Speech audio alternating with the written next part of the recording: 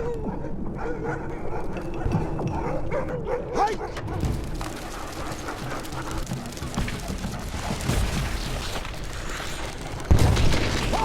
on, Togo!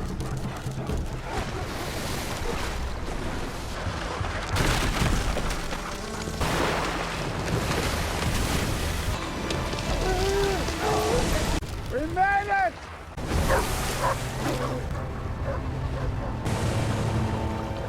You know what happens? Forgive me.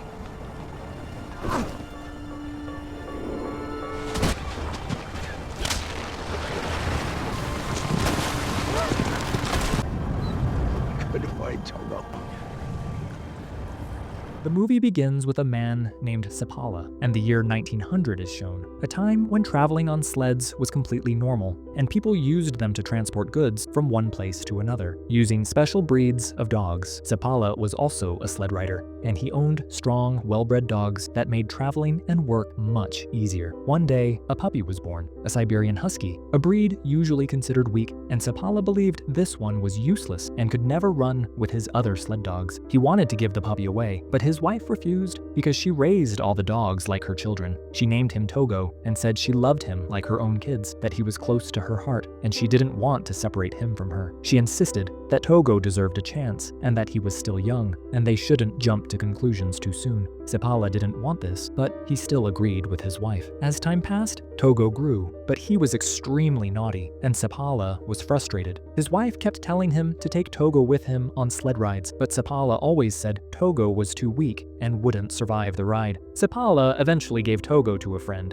but his wife knew no one could keep him because he was too mischievous. The next day, the friend returned Togo, saying he was too naughty and impossible to keep, and Sapala's wife smiled because she already knew this. Whenever Sapala went out with his dogs, Togo would chase after him. Even when tied to a fence, he would dig under it and escape, running after Sapala and messing up the training he was doing with the other dogs. One day, Togo even fell into water, and a frustrated Sapala locked him inside a room. But Togo escaped again. Sapala later convinced a female friend to keep Togo, but she was strict and said Togo must stay locked inside, and Sapala agreed and left him there. But soon after, Togo broke the window glass, escaped, and reached Sapala, who became worried when he saw Togo's paws were injured and bleeding. He tried to seat Togo on the sled to take him home, but Togo refused and wanted to run with the other dogs. After trying many times, when Togo still didn't sit on the sled, Sapala tied him with the rest of the dogs. After traveling some distance, he noticed Togo was running with incredible energy, even faster than the other dogs, so he tied him in front as the lead dog. With Togo's speed, they reached home quickly, and Sapala was both happy and shocked. He told his wife how fast Togo had run. He tells his wife that Togo is a true led dog, and he is proud of him. His wife is happy too, and later, Sapala wins many sled races with Togo, and together, they slowly become famous. Time passes, and 12 years go by, and now Togo is older and shown as an aging dog.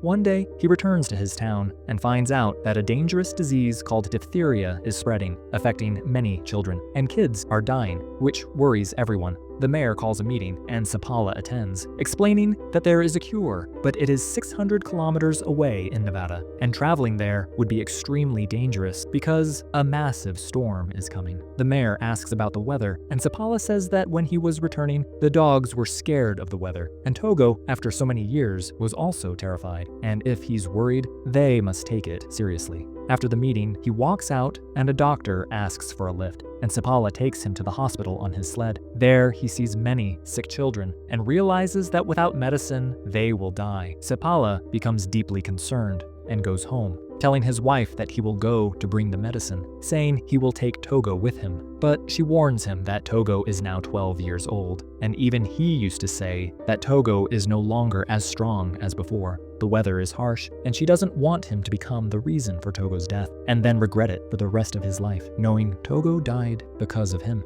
But Sapala refuses to leave Togo behind, and he says goodbye to his wife and sets out with Togo. As they move forward, the storm keeps growing stronger. Wind becomes so fierce that Sapala can barely see anything, and Togo leads the team while Sapala keeps telling the dogs to push ahead. They must bring the medicine back quickly, and when they reach a steep slope, Togo suddenly stops, and Sapala doesn't understand why until he notices a massive deep gorge ahead, which Togo had sensed even in the storm, and that moment saves their lives. During this, Sapala also sees that Togo's paw is injured and bleeding, and after traveling the entire day, they finally reach an outpost. There, a female doctor tells Sapala that Togo is 12 years old now, weak, and this long journey is not good for him. But even then, Sapala and his lead dog, Togo, continue forward. Meanwhile, the condition of the children in the town kept getting worse, while Sapala was rushing through the trail as fast as possible, choosing dangerous shortcuts to reach sooner. He saw a frozen lake ahead, and a massive storm was closing in from the other side, but Sapala didn't hesitate and ordered his dogs to run across the ice. The lake shook beneath their steps, but the dogs kept moving and somehow crossed it safely. After traveling the entire day, they reached a checkpoint and rested. At the same time, Sapala's wife went to the mayor and told him that the medicine had already left Nevada, and Sapala would meet the person carrying it somewhere on the route. If he missed it, the journey would become even longer. Meanwhile,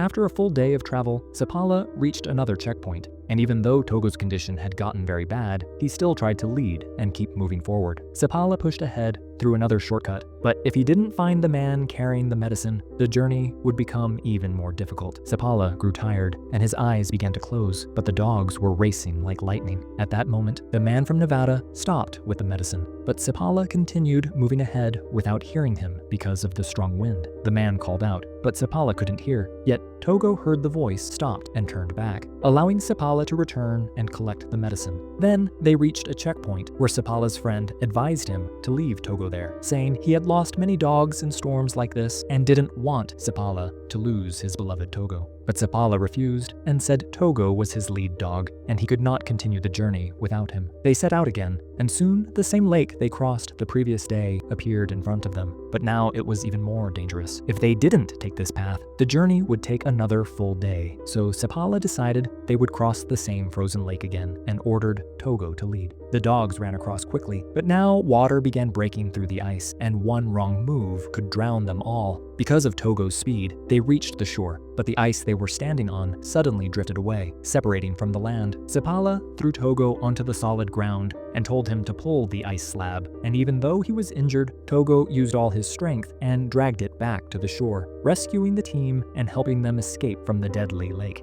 They were trapped, but Sapala somehow saved his dogs and managed to reach another checkpoint where the same female doctor was present. Seeing Togo's condition, tears filled her eyes, and she told Sapala that his dog was dying and that he was in terrible condition. Hearing this, Sapala was heartbroken because he loved Togo deeply after spending the night. Sapala begins the journey again and ties Togo behind the sled because he is too sick to travel. But Togo keeps standing and still wants to go, making Sapala realize that he does not want to rest. He wants to finish the journey. So Sapala ties Togo in front again and they start moving. And after a few hours, the storm becomes so terrible that Sapala cannot see anything. He goes to Togo and says he cannot see the way, and now Togo must show them the path and take them to the next post. Sapala covers his face, and Togo leads the team forward, but after going a little further, Togo becomes exhausted and collapses. Sapala goes to him and tells him he must get up. They need to deliver the medicine, and if they stop here, they will die. Togo does not respond, and although Sapala is grateful to be alive because of him, Togo remains unresponsive. Just then, a man holding a lantern arrives, which means Togo has completed his job and successfully brought Sapala to the next checkpoint. Sapala becomes happy because Togo saved everyone's life. They go inside because Togo's condition is very bad. Sapala's wife had sent the man who would take the medicine back, and now that man leaves in the morning toward the city of Nome. After some time, he reaches the town where a reporter is waiting, because news had already spread as far as New York that someone went on a long journey for medicine.